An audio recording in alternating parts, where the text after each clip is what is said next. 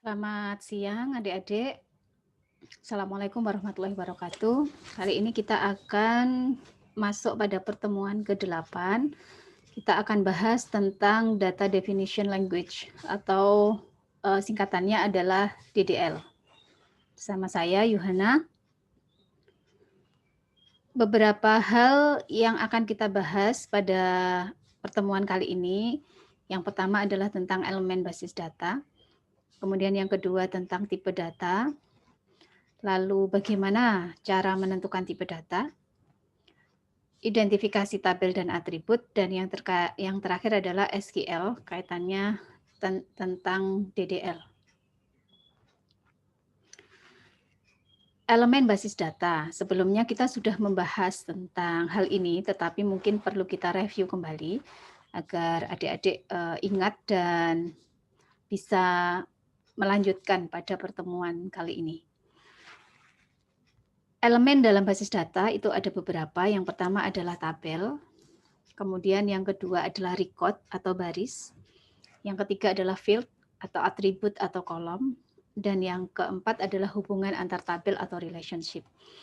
Jadi basis data itu ada yang menyebut sebagai kontainer, ada yang mengasosiasikan dengan sebuah lemari berkas gitu ya, di mana di dalamnya itu terdiri dari beberapa tabel seperti ini.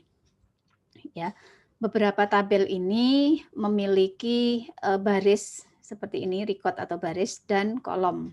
Ya, ini ada berapa kolom nih? Berarti 1, 2, 3, 4, 5, 6. Ada 6 kolom, kemudian barisnya ada 4 baris. 1, 2, 3, 4. Ya. Nah, antara satu tabel dengan tabel yang lain ini sebenarnya berhubungan. Hubungannya bisa kita lihat di dalam struktur sebagaimana yang kita pelajari di dalam PDM kemarin. Ya. Lebih jauh di masing-masing elemen, field atau kolom itu merupakan atribut atau karakteristik dari suatu objek ya. Ini kalau kita lihat ada field yang namanya first name, kemudian last name, address, city, state, dan ID num untuk yang di tabel ini.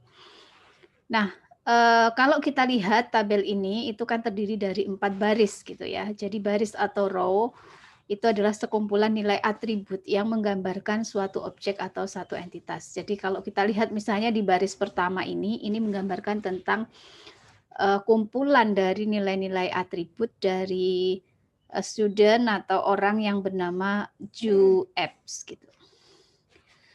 Kemudian baris dan kolom ini membentuk suatu tabel. Jadi tabel itu adalah struktur di dalam basis data yang berisi data. Jadi ini ada datanya, ya, data terdiri dari baris dan kolom. Masih ingat ya, adik-adik tentang elemen dalam basis data.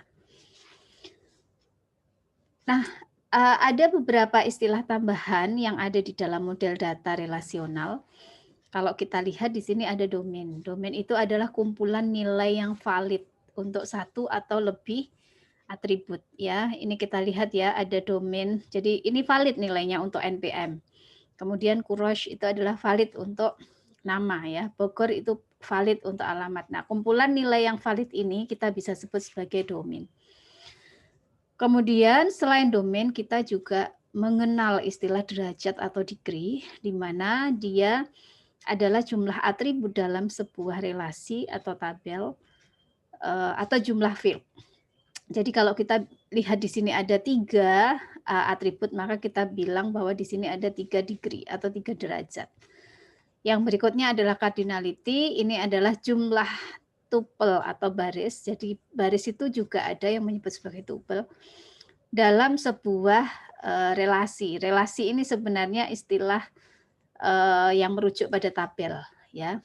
Jumlah record. Kita bisa menyebut adalah jumlah record dari sebuah tabel, itu yang disebut sebagai cardinality. Ya. Nah, kemarin kita mengenal entitas ya. Entitas adalah representasi dari satu objek atau kejadian yang merupakan cikal bakal dari tabel.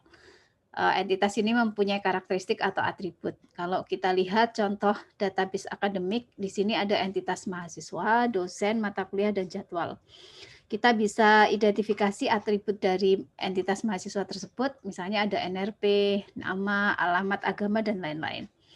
Nah, adik-adik bisa melanjutkan untuk mengidentifikasi atribut dari atau karakteristik dari entitas dosen, entitas mata kuliah, dan entitas jadwal.